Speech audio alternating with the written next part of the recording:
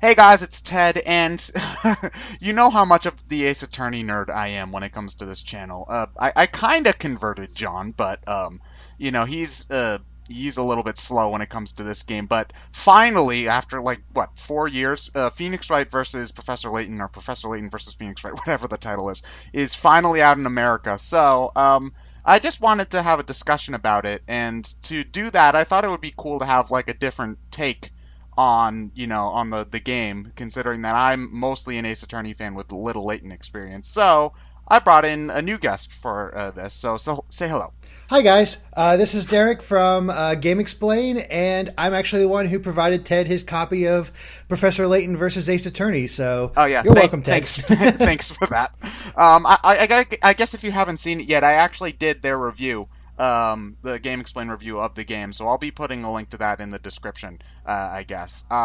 So yeah, you've played lots of Layton, but next to no Phoenix Wright, so you're the opposite of me. Yeah, I yes, which guess. is actually why I sought you out for the review because I just knew I wouldn't have the time to put into it for GameXplain. I just had so much else going on. I knew you were a big fan, so I got in contact with you. Said, "Hey, do you happen to want this game that you really like early?" I did. No, why would you ever think that? Yeah, that's Gosh. why I didn't bother with you at all. So yeah, I just moved on to the next guy. Anyway, got Ted his copy. I was also really interested in the game. Had to play it in my off time, and yeah, I have very little experience with Ace Attorney. I am much more of a Professor Layton guy ever since the first one with Curious Village, and just been going off of each of those.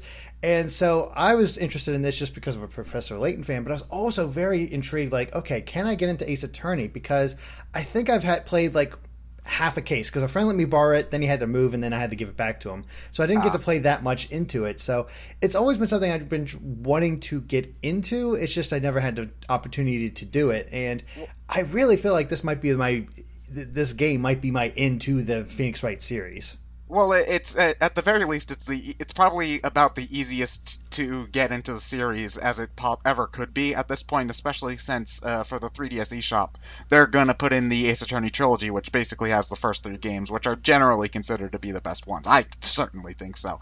And I think that this game was generally designed to bring in fans from both sides of the spectrum to the other side of the crossover, which I think is one of the biggest appeals of crossover games. Because I remember the reason why I got Curious Village, the first Layton game, and the only one I've really played in the first place, was because of the announcement of Phoenix Wright versus Layton.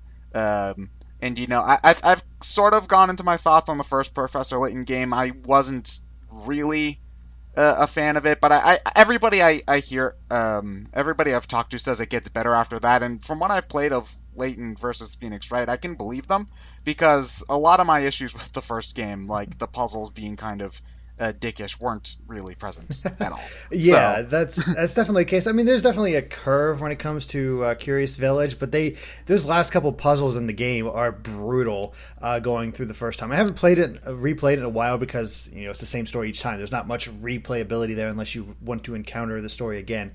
But there are minute changes to each Layton game that makes it better. Like for example, you could say here that that you have a better way of searching for clues and things that you can find rather yeah, than that just they tapping highlight. everywhere. Yeah, they highlight like where the hint coins are, and on the like when you're moving around the little magnifying glass thingy, Yeah. and when where a puzzle is. So it's not like you're just. I think when I was playing Curious Village, I found myself just tapping everywhere, Mm. just hoping that I'd blindly run into stuff like that. Although eventually I learned, check lanterns. Lanterns are your friends. But yeah, I really they definitely made the game convenient to play, because you can save basically everywhere. Although you can't do the save scumming trick I like to do in Phoenix Wright, where they make resetting the game so fast that it doesn't really matter that you even have a health bar in some points. Um, I've always been of the type that I don't really restart. I will use up my hint coins in order to just go through it oh because no, I I've hate always no taken punishment. Because what's the point of playing it? Because if you don't get that punishment, like, come on, you got to learn. because I'd really. No, it's just if I can save scum, save all my hint coins, and get a perfect score for each puzzle, I'm gonna do it.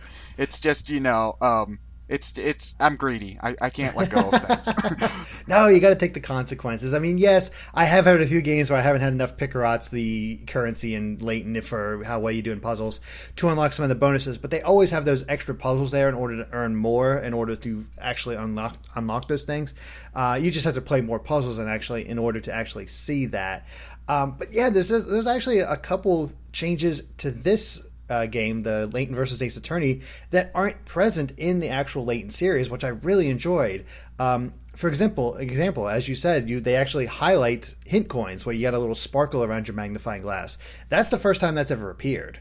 Really? Yeah. Not even in the other 3DS one? Oh. Not in even any other 3DS ones. It just got orange, and then you just sometimes it'd be an observation, sometimes it'd be a hint coin. The other thing that's really nice is when you go from place to place, they actually show, okay, there's this many hidden hint coins. Oh yeah, I really liked that because that's nice. Yeah, because there could be 0 hint coins in a room, or there could be 5, and you'd have no way of knowing unless if you have a guide or something. Mm-hmm. So yeah, I really liked that.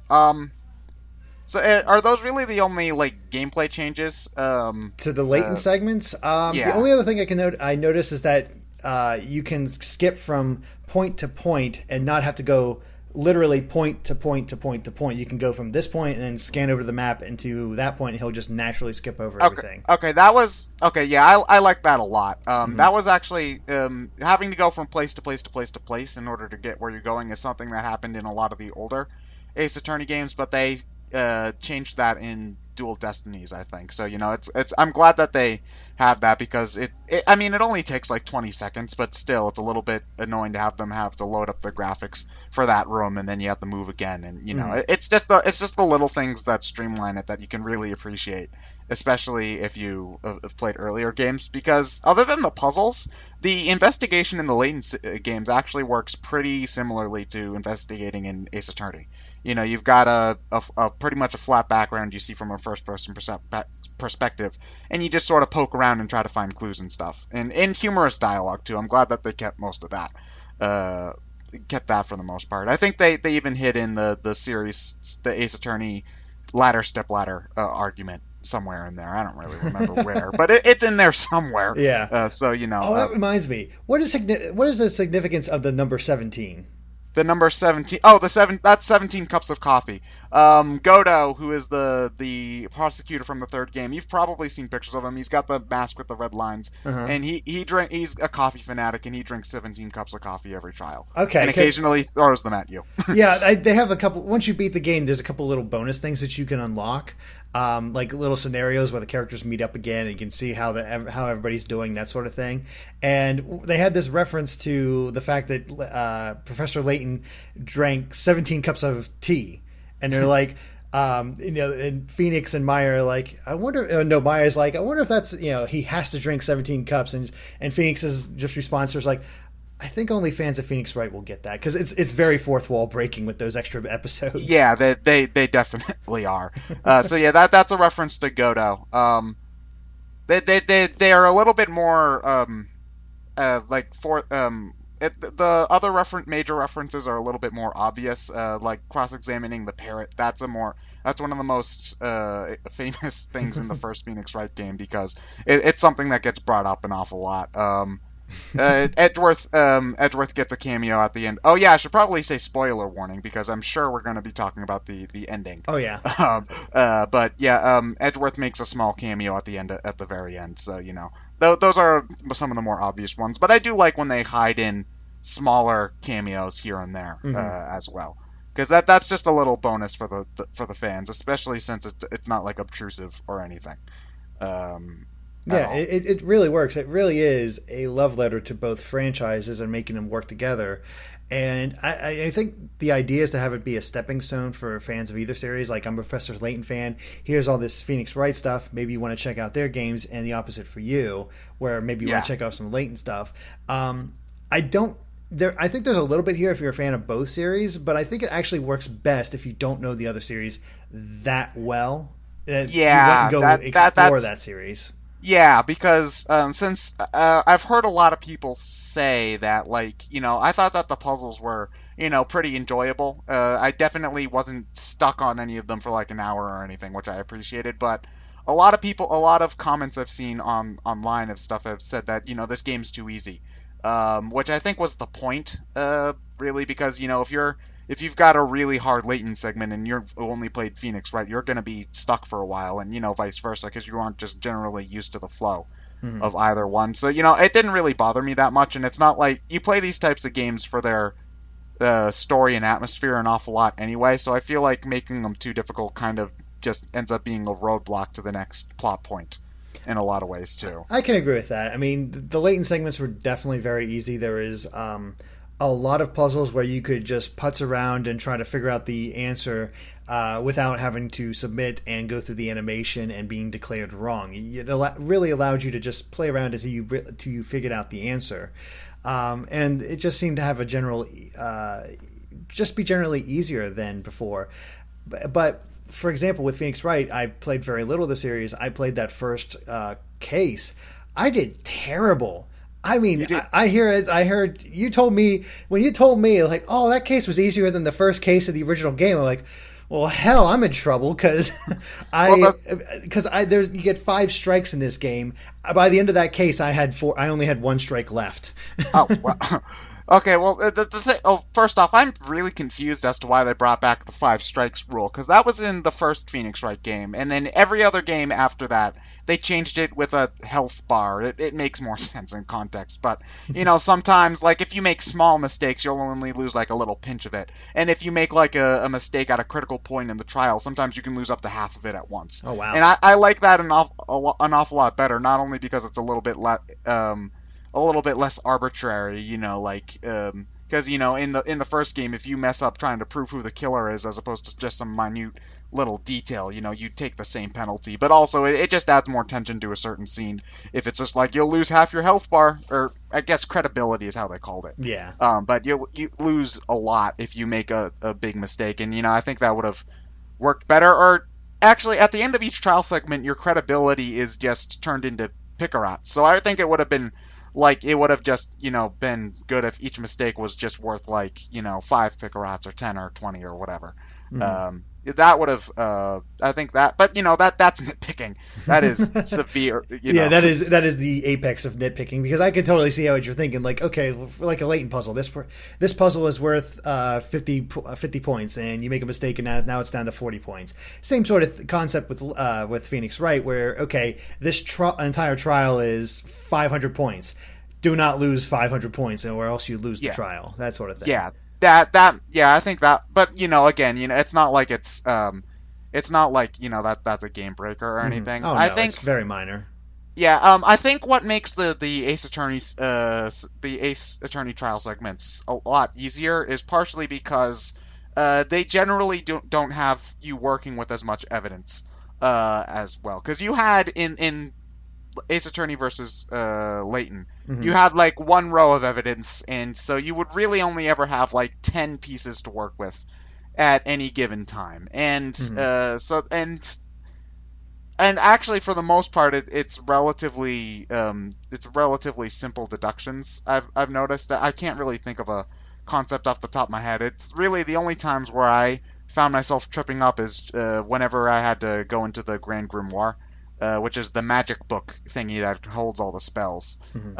Because that's the sort of stuff I tended to find myself tripping up on mostly. Yeah, no, as I progressed through the game, I did find the trials getting easier and easier. By the final trial, I was doing just fine on my own and didn't need nearly as much help, because by that point, you have the rhythm and flow. You know what the game's looking for. You know what it's sort of expected. And honestly, the last trial is probably the easiest in the game, if I had to guess. Yeah, because, it's also... Well, except for I will say it's probably the easiest. It's just kind of tedious at points, because the one section with all the vigilantes, which brings the frame rate to crap, because there's so many characters on the screen. There's a lot of points where they have the questioning of the witnesses during the middle of an interrogation. You'll press somebody and then you hear like 5 gasps, and you're like, I have to check every one of these. Yeah. That's really the only thing that, because I think that the idea of having the multiple characters testifying at once is interesting. I just felt like it just ended up being another thing to check during each round, and it Mhm. didn't really end up living up to the potential it had, Well, mostly. it didn't even require that much checking because you had that audio cue at every point. Like, okay, this line of dialogue came up, gasp, and then okay, who do I need to find in order to gasp? And you had a little indication there about over their head about something going on, and it made it very simple. Like it was very like the questioning part, the pressing was very easy. It was the sometimes the evidence or sometimes figuring out exactly what they want and where they want it is where Yeah, I was tripping up. that's a common Phoenix Wright thing, because there are a couple of instances where there are a few individual statements where presenting the piece of evidence or would fit, or there's a couple of pieces of evidence that would that you think would be good enough to point the contradiction, but it needs this specific piece at um this specific point, and Mhm. that's just the thing that happens in the series occasionally. It's just, I think it's part of the issue of having such a linear storytelling experience. Mhm. But the pressing in the main games is mostly is either to get more information out of them, like sometimes you'll add an additional statement to the overall testimony, or in a lot of the other times it'll be used to get a hint. Like a lot of the times, if you press the statement where you're supposed to present something, they'll say, "Huh, that's really weird," or "I should present this piece of evidence," or whatever, just to give you the idea of this is where you're supposed to look. Although they make it easier because you can use the hint coins in the trial, Mhm. where it'll say present here, and then it'll black out a couple pieces of evidence if you don't if you so that it's easier to guess which one it is, or such. Yeah, it really is made to be easy, and I kind of appreciate it for that because it did sort of ease me into the whole idea of Phoenix Wright and how what I was supposed to be doing and what I was supposed to look out for. And I mean, it worked. I mean, I'm very interested in checking out the rest of the series. I mean, I even before finishing the game, I saw Dual Destinies was on sale during some sort of Nintendo thing or Capcom promo where a bunch of their games were like on sale. I was like, okay, well, I'm going to get it eventually. I want to play it. Might as well get it while it's cheap, so I did. Yeah, that was actually a pretty good deal. It was a pretty good chunk off, wasn't it? I, I think it was at least 40%. At Yeah, least 40%. that's pretty good, and I'm not sure how much the trilogy version's gonna end up costing, but if Mm-hmm. it's even, I think it's at this point it's probably cheaper than trying to track down copies of the first three games on Amazon, because some of them can be harder to find than you'd think they would be. Um, Mm-hmm. I I see. I'm a collector. Collector in quotes. I like to have boxes when I can, yeah, and I'm probably gonna find like hunt down the other games. Just because I like having them in box, and I don't have a lot of space on my 3DS, so yeah. Dual Destiny sucked up a lot of space. Dual Destinies is huge. Probably that's probably because it was originally a cartridge game in Japan, and it's just download only here. So that's probably why they designed it to take up an entire cart. And Yeah, I'm pretty sure that the trilogy will take up less space since there's no 3D models or anything like that. It's I think it's mostly just 2D art and stuff. So that'll be I'm guessing that'll be cheaper and smaller, since I already own all of the games on in physical, except for except for Phoenix Wright versus Layton, actually, because I have the digital version of that, and I'm gonna wait until the money is right to get a physical copy. But it'll just be nice to be able to take it with me without having to shuffle around DS carts, yeah. which is nice. But yeah, I really appreciated the Layton half a lot more than I thought I would, Hmm. which is the biggest surprise for me, because I did my memories with the first Layton game weren't exactly great, and a few months back I did try to play it again just to see if I was being unfair, and the first game's story really takes forever to get going. Like Yeah. you spend like a good hour trying to find the lady's cat or something, and I'm just like, can I get to the plot now? Okay, but I really enjoyed the Layton segments, and because it confirmed what everybody was saying to me, that it does get better over time. So I for some reason I own all of the DS games, so I could give them a shot basically whenever I wanted. But the one thing that I guess we're gonna have to put up the spoiler warning again because I really want to talk about the ending. Well, here's the thing: these are both series are very story-based games, and if Yeah. you want to get into any kind of in-depth discussion, you got to talk about plot. So, unfortunately, this is going to be very spoilerish. I mean, we got to talk about the ending because that's the thing. That's the thing about Layton. Layton's has some very unique endings. Sometimes they work, Yes. sometimes they don't. I know you're not a fan of Curious Village's ending. No, well I that's kind of it. bought it. No, well, no. Here's the problem I had with Curious Villages is that the way Layton explained it is like, oh well, of course it's robots, Luke, and I'm just like, really, really, and I kind of got the same vibe here too because just for a rundown, basically is that the both teams, Phoenix, Maya, Luke, Layton, are brought to the town of Labyrinthia, and it's got a medieval sort of thing going on, and there's magic and witches and stuff. And so, for most of the game, you operate under the idea that magic is real, because they give you very specific rules about how the magic works. And I generally like it when fantasy stories do that, so that they just can't say, "Oh, it's magic," and whatever. That's part of I think what makes the first two trial segments so engaging is that you have to try to find a way to prove how the person could have used magic and stuff, and And when I think in the third trial, in instances where Phoenix like, well, if it was the witch, they could use magic, and then the other people are like, yeah, but you can't prove that, can you? And so it was. I really liked that aspect of it, but then I felt that the explanation that they gave ended up being so ridiculous that it ended up being less believable than if they had just said it was magic.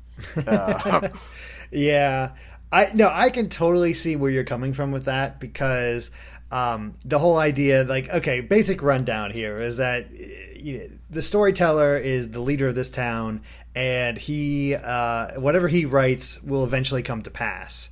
Well, it turns out that he is the leader of a pharmaceutical company, I believe it is, Yeah. and he and a friend was researching this water that's naturally occurs around this town, where if you drink it, the sound of a silver bell ringing will cause you to instantly pass out.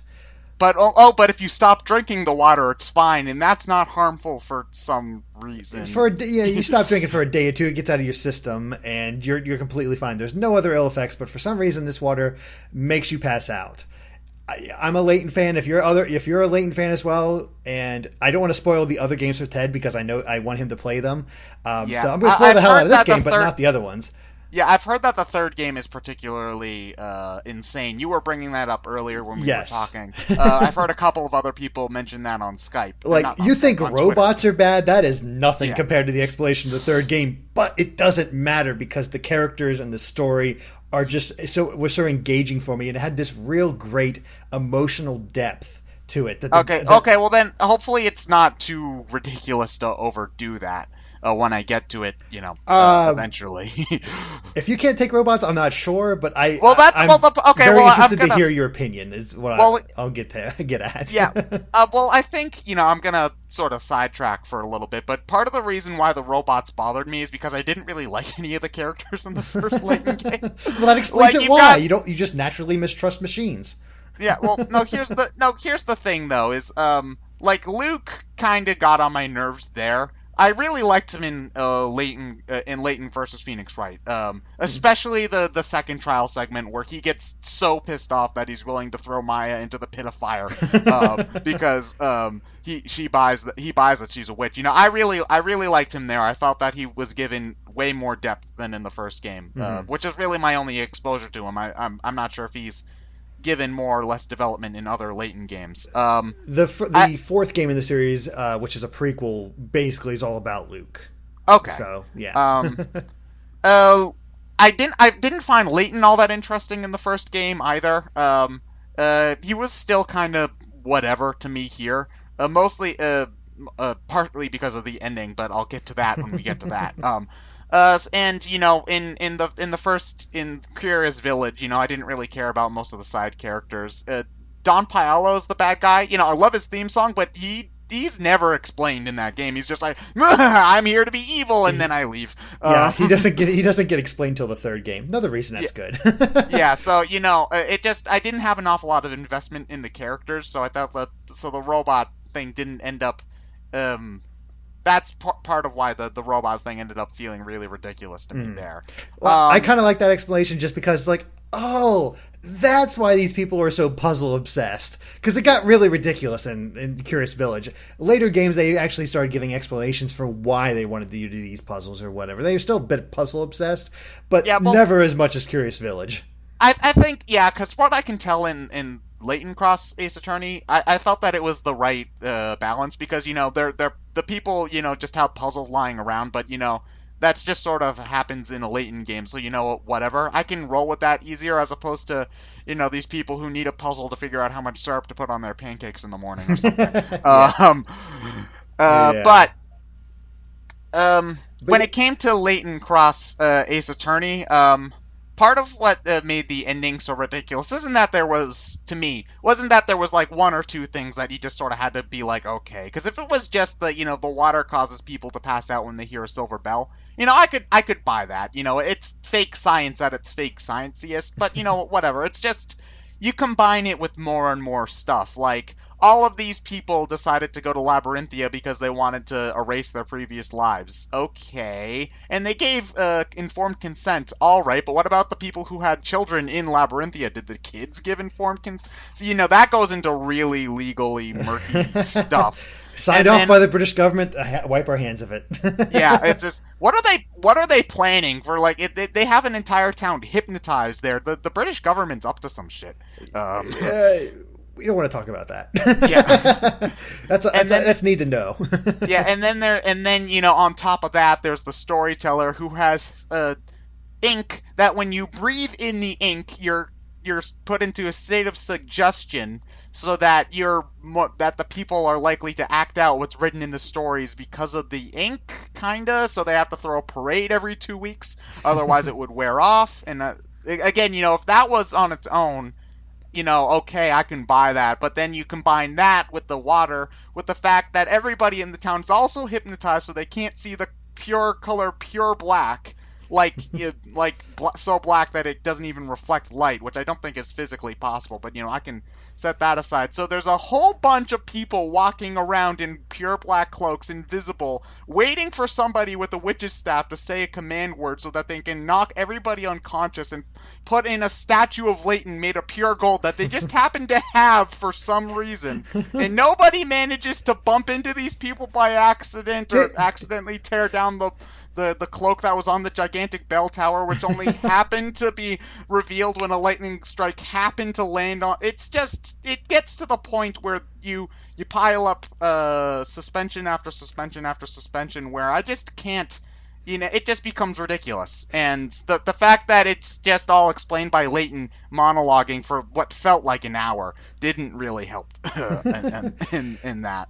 Well, when you say it out loud, it just sounds silly. I know, and No, I'm not opposed to silly things, because Ace Attorney is the series where you cross-examine a parrot and your partner's a spirit medium, and the prosecutor can whip the judge and nothing bad happens of it. I can handle silly. It's just, it has to be balanced with reason. Occasionally, yes. No, I totally get where you're coming from. It is very silly, but I don't know why I have such a great suspension of disbelief when it comes to Layton. Maybe because I have gone through 6 games and I've seen some crap, man. Okay, well, I've seen things. No, and I don't even think it's like. So when I saw this ending, I saw everybody like going nuts at it. I was like, well, there's all the things you mentioned don't totally add up. But in the grand scheme, they're not that out of line from past Layton games. And they showed Cutter like instantly doing that whole sculpture thing with marble. Who says somebody can't do the same thing with gold?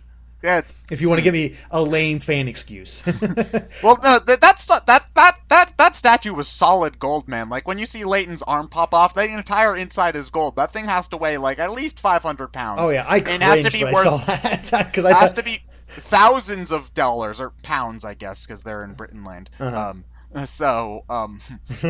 They just happen to have. And Sure. yeah, Well, this is the storyteller is one of the richest people in the world, so he can afford yeah. it, I Well, if guess. he I don't can, know. well, if he can put it together an entire town experience because his daughter killed an entire village of people, only she didn't. Eve did, and she's not going to get in trouble for that either. Um, yeah. Oh, yeah. I think we should talk. Did you find Espella as boring as I did? um, Um, Eventually, I thought she had her moments where she was a little better, like when she started getting into the investigation and stuff like that, where, like, okay, they're going to do something with her, and then she kept having these moments where she was just a zombie, and I know that was part of the story, but she just became like she was just a prop at certain points, and it's just like, come on, do something with the character. yeah. It just felt like she had only a couple of modes to me. She had zombie mode.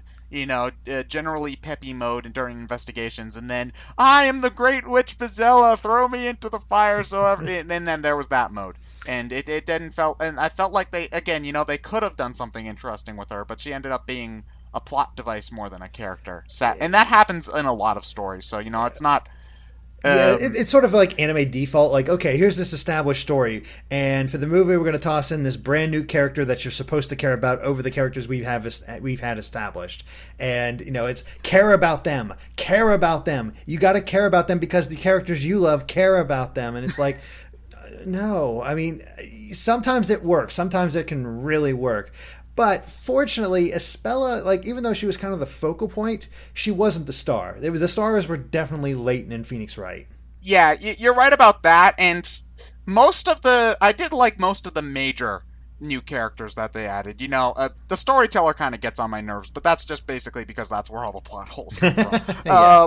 But Barnum, I absolutely loved Barnum. It really kind of disappointed me that they just sort of shoved him to the dungeon for the second half, for the last third of the game. I kept expecting him to show up. Yeah, I thought that he'd that's a classic Phoenix Wright thing. Is where a character in the last case or so will sort of do a thing, and then they'll show up just in the nick of time to give you the evidence you need in order to prove the killer wrong or whatever. Yeah. So I thought that he was going to do that at some point, because you thought that was Layton's job, and then he shows up as the Inquisitor, and you were like, oh shit. So that's why I thought Barnum was going to show up. He just sort of pops up in the end in his khakis and drives everybody back home, which was pretty funny in its own way. Seeing all these characters all of a sudden in like regular clothes, especially Barnum. Yeah. No, I mean, I was right there with you. Although I did kind of get a smile for the fact that, okay, the game actually does have a legitimate reason for being called Layton versus Ace Attorney. Yeah, you're right. You're right about that. Although, Layton didn't really need to do that. He could have just explained everything from the front, but maybe he just wanted Phoenix to feel special. I don't know. I don't. They needed to do that in order to get Eve onto the witness stand. Which they needed. Yeah, he needed Eve to prove to prove it. And that's actually, I think Eve or Dark Law, as you call her through most of the game, was actually one of the more disappointing characters, because I really liked her up until the point where they explain her motivation. Yeah, I think. Yeah, I mean, the whole thing with the father aspect was good. Yeah, I liked the Belduke and his suicide. I thought that was. Okay, I should rephrase. I'm surprised that stuck. I'll be honest there. Yeah, because basically everybody else who dies ends up not dying. Yeah. Except for the entire town of people, but we don't need to think about that. That was 10 years ago. They're gone. Who cares? I mean, let's be honest here. There's some horrible implications with that fire.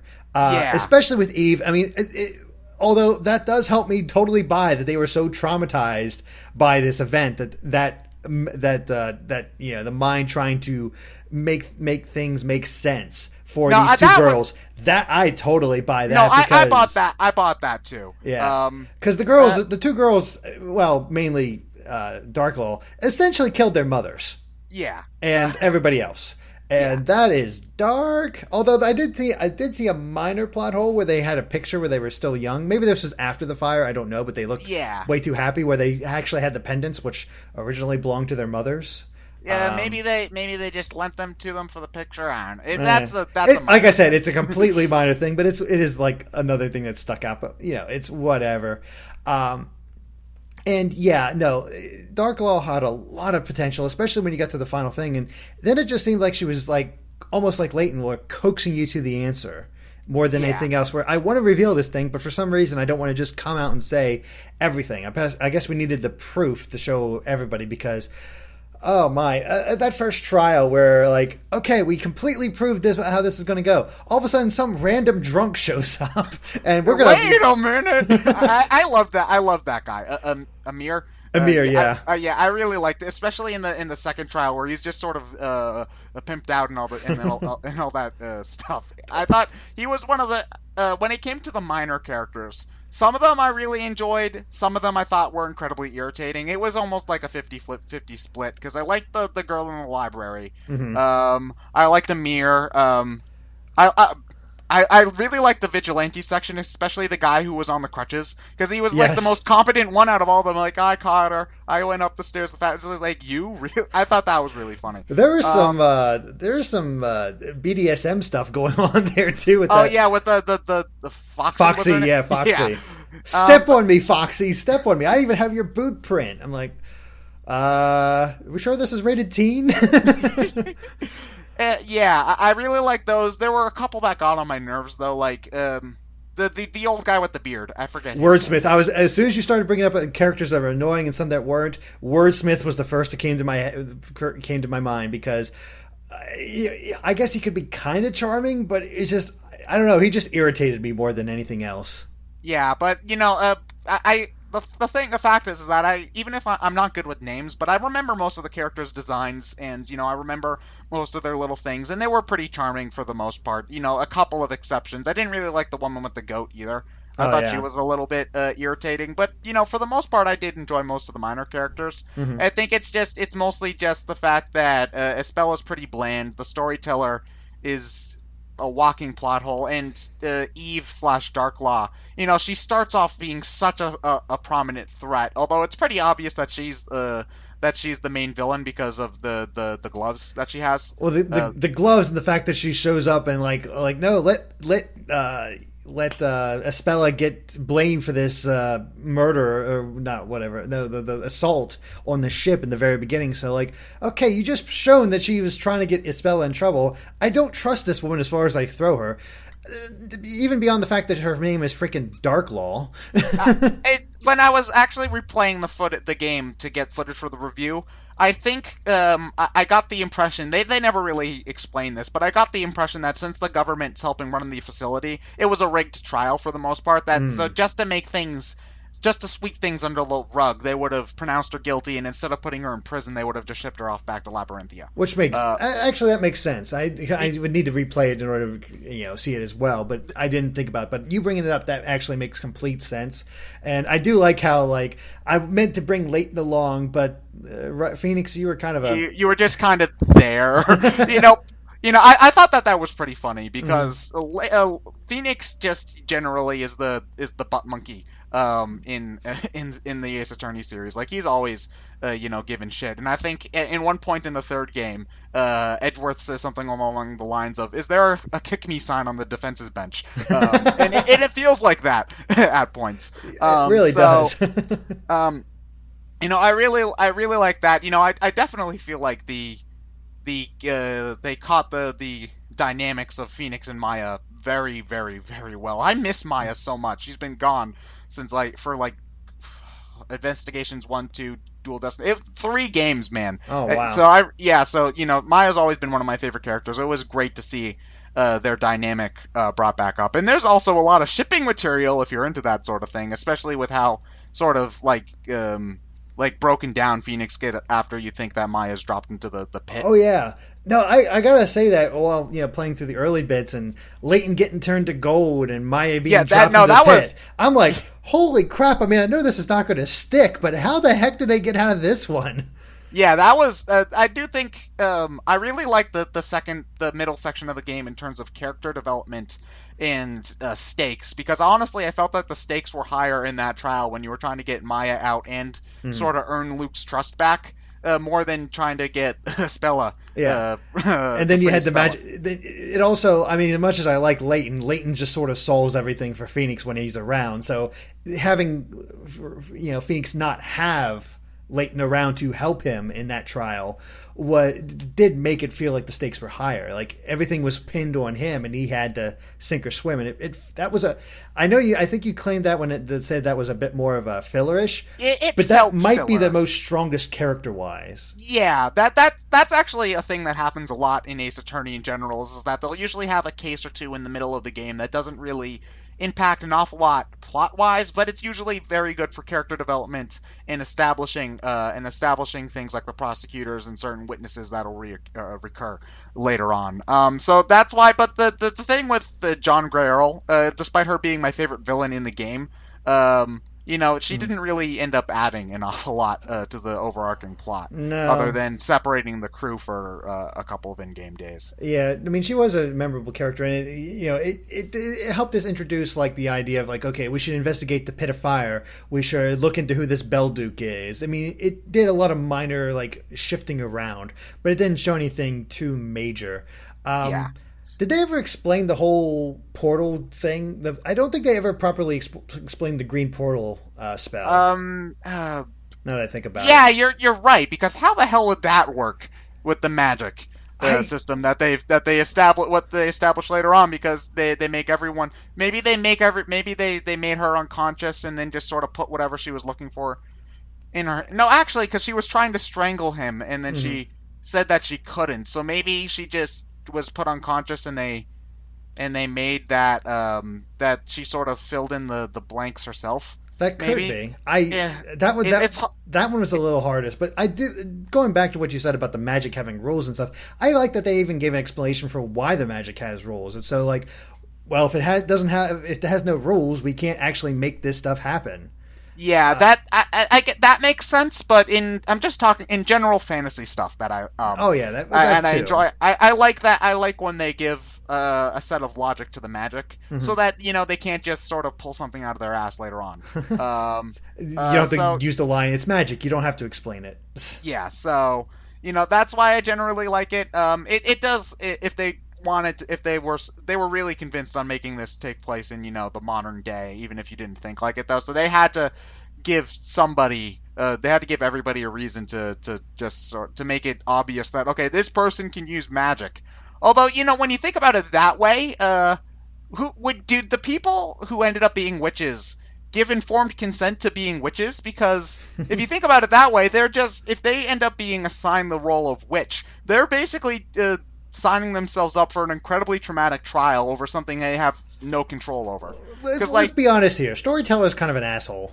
yeah, he is an asshole. I have an incurable disease. Oh, I'm good now. That was I think Why the most. bring that up? Why? He I needed. mean, I guess needed a reason for ending the story. I guess, but It could have just been anything, because the Belduke committed suicide like 2 months before the events of the story happening, right? 3 months. I But think yeah, it would have, 3 months, a significant amount of time. So I think it would have been more understandable for him to just say, his suicide made me realize this is a dumb idea and I need to just end it. yeah, exactly. That would have made more having, sense. Having in fact, getting the actual delivery of his suicide note could have just been the trigger because he got blank paper before that. Now he sees the suicide, sees that it was a suicide. Oh crap! I gotta end this. Yeah, and it's considering how massively convoluted this whole experiment is. I can buy it taking 3 months for him to have to shut it down. You know, but then Eve wouldn't have had her roaring rampage of revenge and whatnot. And True enough. yeah, Yeah. I mean, although overall, I do like this plot, though. I liked it. I liked it a lot. And it's just sort of weird because the ending, I have a hard time making the ending undo the parts that I really liked before that point. It's just the ending that I have an issue with, really. I can, like I said, I can understand that ending. The ending is the last thing you experience. So if it's not completely strong, where you can just like, okay, I can buy these little problems, but I still like it overall, then that will affect you. If this obviously just stacked up too much for you, which, happens. But I looking back through the story, seeing like how these characters came together, the interactions, I loved how they had bits where they had Luke and Maya, Luke and Phoenix, Luke and Layton. Everybody got a time with everybody else. Yeah, that's something that I really like, because I thought Maya and Layton probably had to be the most enjoyable, one of the more enjoyable dynamics in the game. Because Layton, I have the feeling that Layton was just really annoyed with her the entire time. I got that same feeling. But he's a gentleman, so he can't really bring it up at any point because that'd be rude. I thought that Luke and Maya had really good chemistry, and I felt that Luke and Phoenix, on their own, I don't think that they would be a particularly interesting combination. They both sort of each had their own traumatic event that had just happened. Luke lost Layton and Phoenix lost Maya, so I felt that gave them a strong sense of camaraderie during that little part of the plot. No, I totally agree with you there. Yeah, it worked out. I had to enjoy my little favorite moments of like some of my favorite moments in the Layton games is when Layton comes out and like says, "No, it's this," and I'll explain why. And it's just like completely catching people off guard. It's the Sherlock Holmes moments, and I love when he has that during the trials and stuff like that. Plus, it's nice that they once again referenced his fencing ability, which you don't see in the first game. That you don't find out until the second one. But seeing him like fight off people and showing that scene was pretty cool. Mm-hmm. Even though you could fail the puzzles with the sword swipes as many times as you wanted before getting them right. Yeah, exactly. Like I said, ease of puzzles.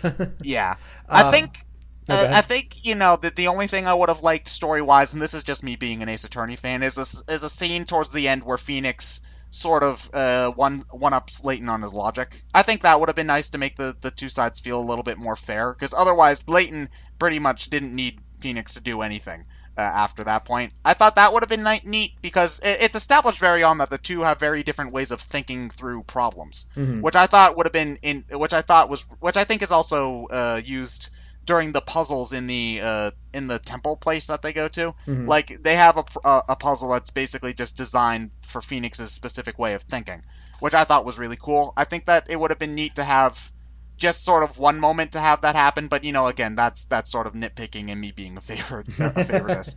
Yeah. I'm not gonna lose sleep over that. I will say though that the animated cutscenes were gorgeous throughout this thing. I mean, I think those are some of the best cutscenes in the entire series. For Layton. Yes, if you leave the 3D off. Because I didn't play with the 3D on because I saw your I watched your review. If you play the cutscenes with the 3D on, I think they give you a cutscene library after you beat the game. So if you go on and turn it on, like you turn the 3D on, houses are floating above the ground because they're on the lane that's closer to you in the 3D space, which just is jarring and confusing. So it's just, I love the game's art. I think graphically this is an incredibly strong game, especially the background art. That is absolutely gorgeous. Because I really like the setting for the court. A lot of the town sticks with me. Really love this game's graphics aside from the slowdown. Yeah, that did happen it was odd how often that would happen. And you wouldn't think this be a graphics intensive game, but apparently so. I think it just has to do with how detailed all the models are. Yeah. Because when you get to the section where you've got 10 vigilantes on the screen at once, if you're trying to scroll through them to find which one has the sort of thing during the mob cross examination, that once you get to the section where Foxy and her little harem, that's when the game starts to slow to a crawl, real good. Yeah. No, I mean, performance issues aside, I mean, it played great. The graphics looked great. I guess the voices caught me off guard. Actually, only one voice in particular, and that was Luke. Because for some reason, despite the fact that we got this months after Europe, they decided to keep Luke's British voice actress. Okay, you're gonna have to go over this. I know what's with the Layton voice acting, because they have a different Luke for America and Britain. I don't know why. It's the only character that has a different voice actor between America and Britain, and that both actresses do just fine. But Luke sounds more, American version sounds more like a boy. I mean, you could definitely tell the British version of Luke was played by a girl.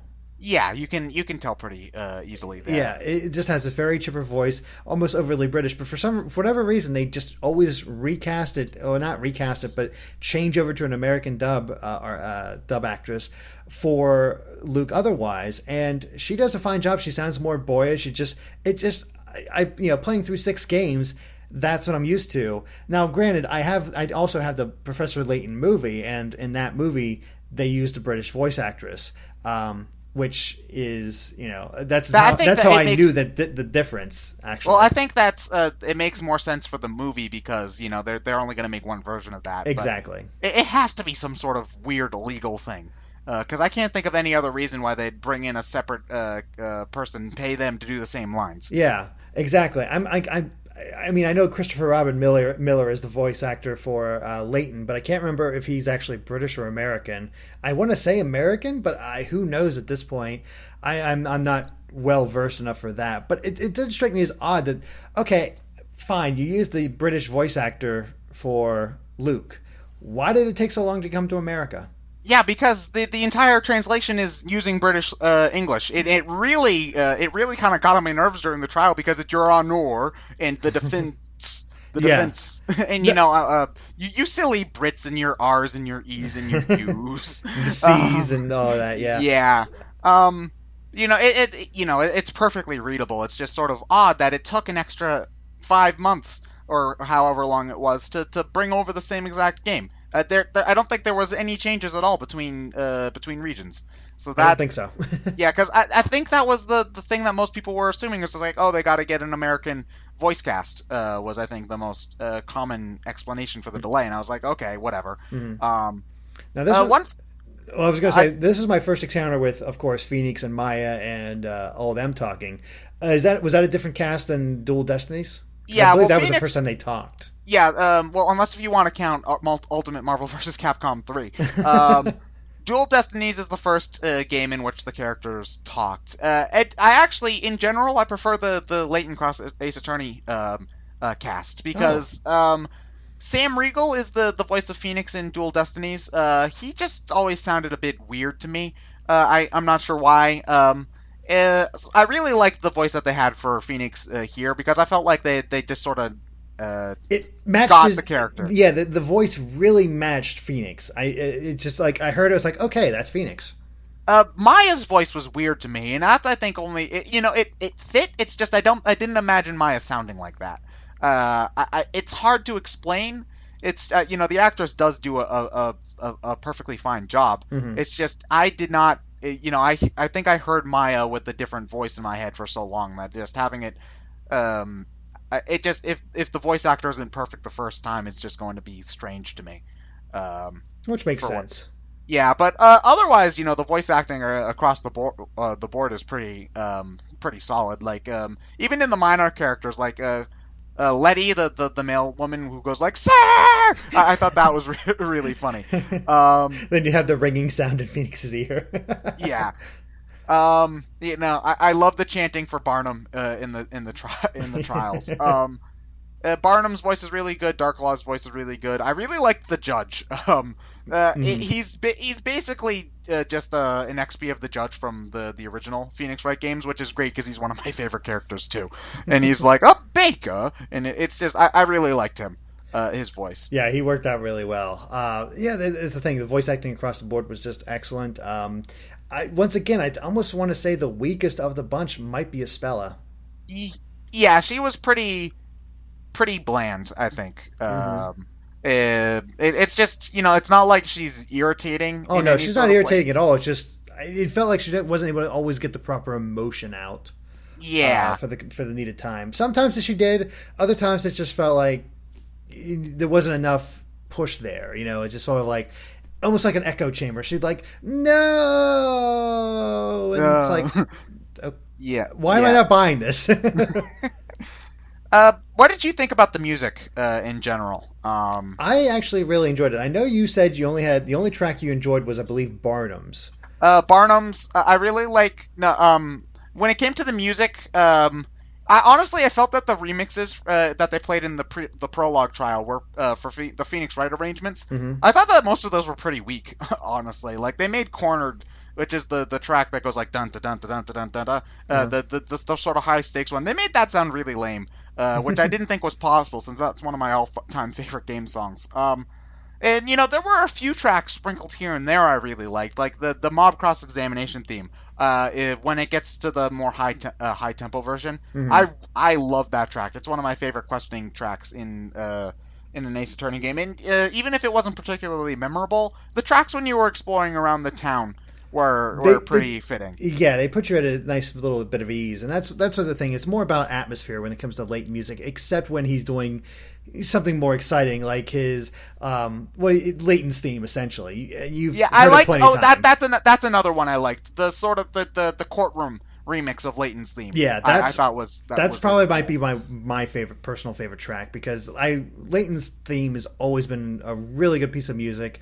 As soon as I hear it immediately puts me in the mood for one of the games, and hearing that remix, and I really enjoyed the music. I wouldn't say it's completely 100% strong, but I think it worked for what this game was.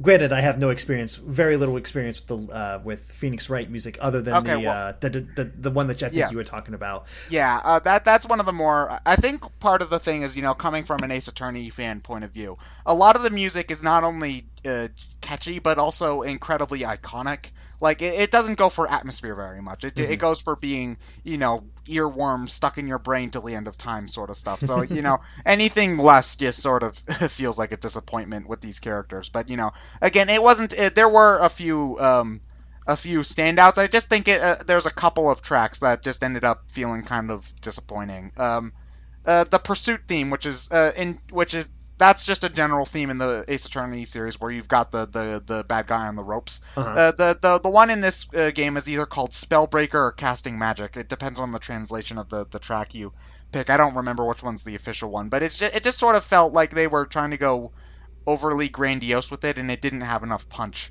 for that reason. Hmm. They played it during the last puzzle with the book at the Yeah. end. If that'll help you No, no, remember. I remember that one now. Yeah, Speaking just from a personal point, like we're talking about the whole ease thing earlier about how easy the puzzles were. That last puzzle is not worth 90 points, not well, 90 Pickerots. now all you had to do was just sort of tap around the book, and eventually you'd find it. You, Exactly. Why is that worth 90? Puzzles worth 60 or 70 in the regular series will kick my ass, especially Curious Village. I just remember that being a nightmare, especially getting the high ones. And I look at 90, I'm like, holy crap, what's this going to be like? And it's just simply moving and dropping, and I'm like, really? That's what we're ending on? It's yeah, it's just a little pet peeve there, but it was fine. But I'm like, why was that worth 90? Other than the fact that it was the finale. yeah, that's basically just it. Too, and I think that's just sort of. I think that might have added to the anticlimax a little bit. Although the scene where they have the animated cutscene and then they both point and they say the little magic thing and everything just sort of appears. I thought that was pretty cool. Yeah. Yeah, they made the most they could out of the premise, basically. Although Hmm. nobody noticed the shadows of the machine on the ground or bumped their head on the crane or something. Exactly. You'd imagine when I saw it come up, it's like, how did nobody bump into this stuff? Like, Oh, and Luke just knows how to drive a crane for some no, he got reason. a crash course. He's fine. And besides, if movies have taught us anything, kids can operate cranes anytime they want. It happened in the Power Rangers movie. I'm sure there's a bunch of other movies out there, but Power Rangers is coming into my head right at the moment. But yeah, kids know how to operate cranes. It's whatever. I wish that. Construction workers have it easy. Yeah, but I do want to say that my niggling complaints weren't enough to keep me from really enjoying the game. Mhm. It's just I'm nitpicky. That's just me. But overall, I did really enjoy it. For some reason, I've got all of the Layton games that I just haven't started to try, and 2 copies of Curious Village for some reason. I don't know how that ended up happening, but I have 2 copies of that game. I need to do something with the extra. But whenever I'm a lot more interested in trying to pick up the other ones for my whenever my backlog, whenever it's time to dust something off of my backlog. So. Mhm. No, I'm totally doing the same thing with Phoenix Wright. I mean, I happened to find there's a local mom and pop game shop near me that I happened to go in one time, and I found a really good condition Phoenix Wright Ace Attorney in box with manual, and Oh wow. I picked that up, and I'm like, okay, because I kept hearing all this good stuff, especially hearing about how much you love the series. Because I watched Brain Scratch videos and never watched your whole retrospective with Johnny because I hadn't played it. I'm like, I'm not getting spoilers. Yeah, we basically spoil everything. So, yeah, that's why I didn't watch it. Maybe after I beat the series, but yeah, maybe. but no, I got it. I was like, okay, eventually I picked this up, and I think I need to go back and beat Bravely Default. But once I do that, I think I'm going to go back to Phoenix Wright and just start playing through the series, because that's really, this series is perfect for, like, I'm waiting for something to render. Okay, I got to do something else. Yeah, you can.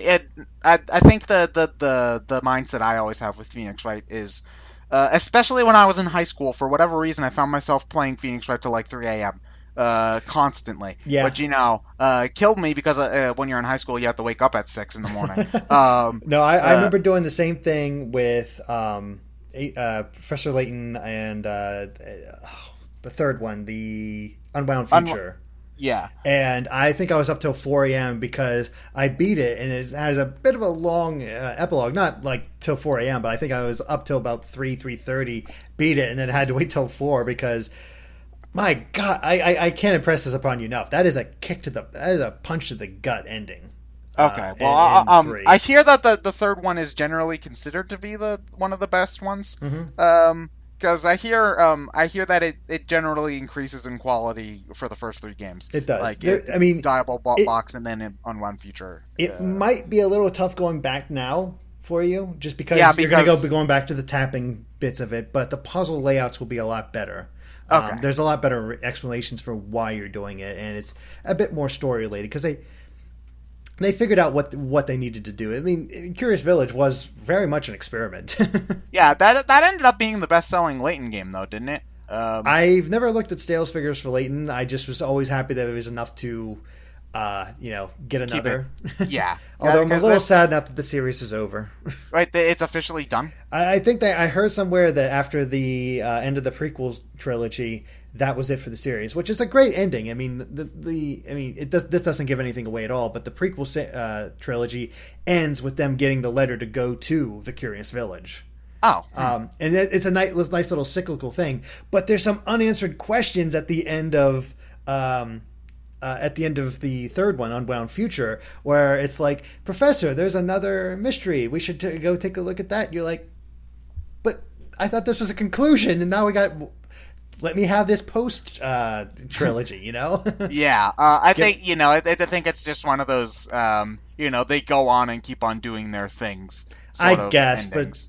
But I want. And more. if Level 5 ever needs money, they can just sort of be like, "Oh, we lied. We're making more Layton." Oh no, they got Yokai Watch for that. That's making all the money in Japan. Like, if you're getting lineups at McDonald's for your toys, Wait, based really? on, oh yeah, Yokai Watch and McDonald's in Japan had lines for the toys. Jesus. Yeah, it is that popular. Which, fortunately, apparently that is coming to the U.S. eventually. So okay, well, I'm gonna have to look into it because if something's that popular, I'm like, okay, what's the big thing here? Well, Japan sometimes likes really weird stuff that just doesn't click with America. Like, true enough. They're still trying to get Dragon Quest they gave up. They gave up on trying to get Dragon Quest popular over here because Japan goes insane over that crap, and the U.S. just doesn't care, and they just like, okay, whatever. We got Dragon Quest Warriors coming out, or whatever, the Dragon Quest Heroes. Oh wait, the Dynasty Warriors, that's coming out over here? I would assume so. Well, no, because the Dragon Quest 7 3DS remake isn't coming out over here, and Dragon Quest 10 didn't either. So yeah, I think after 9, they just said like, oh, we're just gonna give up now. That's dumb because 9 was great. I haven't played 9. I played the first 3. No, not the first 3. I played 4, 5, and 6, the remakes on DS. 7 is really good. I never finished it, but and 9, I actually did a review very early on when I started at GameXplain and played through the whole game, and I don't know what it was about that game that just clicked with me. I love 9. Okay. A lot of fun for me. Although I will say, I know we're completely off topic at this point. That happens. It doesn't matter. They missed a prime opportunity. Why is this new Dynasty Warriors Dragon Quest crossover not called Dragon Warriors? Oh yeah, you're right. Seriously, why Dragon Quest Heroes? I mean, it works, Well, but Dragon Warriors, especially in the United States. yeah, because well, they could always change the title because it's called Zelda Warriors or something in Japan, Zelda right? Musou in Japan. So yeah, it could happen. Okay, we're gonna need to go send a letter to Squeenix at some point. Indeed.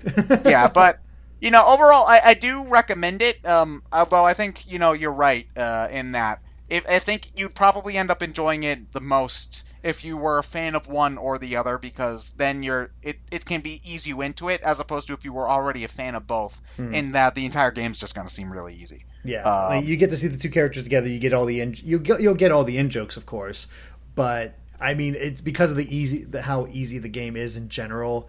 I think it might not hold your attention quite as much. Maybe, I mean, it's hard to say because I was unable to find anyone who had played both series. I mean, yeah, that we were really looking. We spent a long time, like a couple of weeks, trying to find a mediator who had played both. And Johnny's only played Phoenix Wright. You got Clement into it somehow or something like that. He's only played Phoenix Wright. I talked to Ash. He's only played Phoenix Wright. Why am I the only one that's ever played Layton? Because Layton Ace Attorney's better, Derrick. No, Layton is just as good.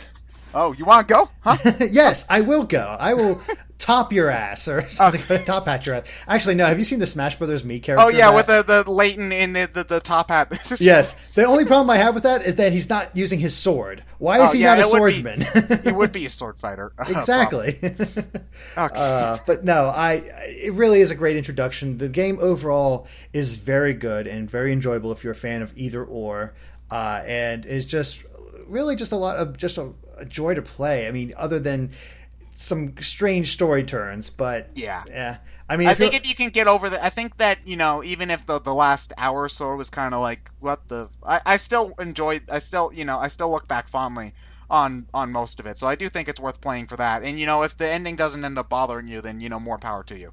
In that case, so that's why I still.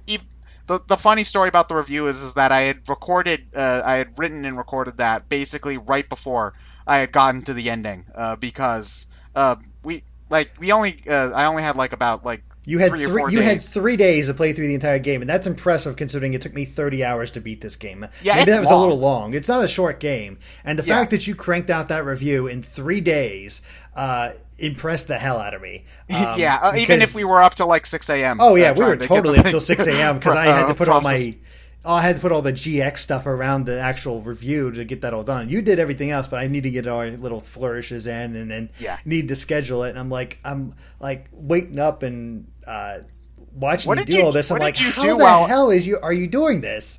What were you doing while I was were you just playing something or what? Was I playing? I was either watching a bunch of YouTube videos, catching up on that, or probably that, because I for some reason I wasn't playing a game because I don't know why. I probably should have, but I just was sort of waiting around the computer just waiting for you, and it was like, let's see what kind of stupid YouTube videos I can find, or let's see what other YouTube videos I can find, and just started going through that. Or maybe I was catching up on other oh no, I was watching Netflix. Oh, you were watching Netflix. Okay. Yes, I was watching YouTube videos, ran out of those, went to Netflix, and I think I was watching Pokemon.